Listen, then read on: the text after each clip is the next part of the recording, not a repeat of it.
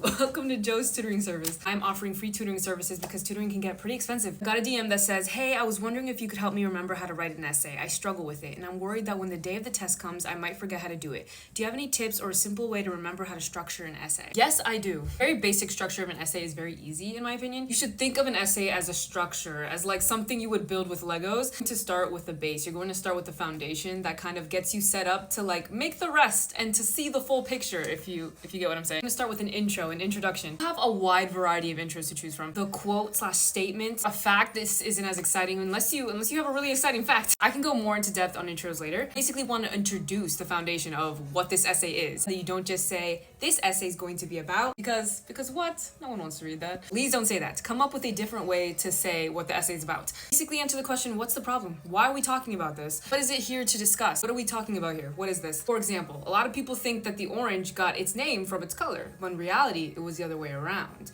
For centuries, people have thought that the orange fruit is one of the laziest fruits because it did not get its own name. It's simply named after its color. But that is not the truth, my friend. The orange actually has a vast and expansive history that helped it get its name. And that's what helped it solidify it as one of the most iconic fruits of the century. Important timing and the place and the person are what helped the fruit get its name, giving it one of the most fascinating histories of all the other fruits.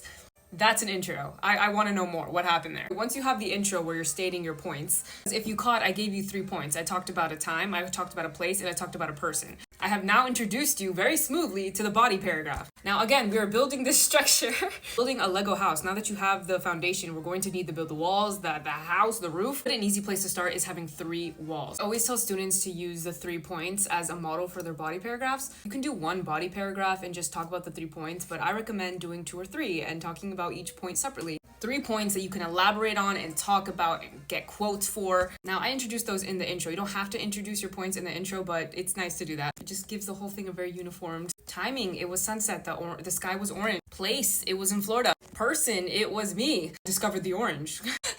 Within those body paragraphs, I want to include some pretty short quotes, just evidence to show that I'm not just making this all up and that you're actually reading something where it's not just me. You see this happen. Look, another person has already talked about it. Do not make these super long just to like fill the word count. It doesn't look great, but make them varied and from different sources. Okay, for your conclusion, a lot of people have trouble with this. Conclusion should not add any new information, and I'll make a video about conclusions later. I used to always end my essay saying in conclusion, and honestly looking back, oh my god. But you know, I would get the A. I would get the A. So it's fine to say that, but I would never do that today.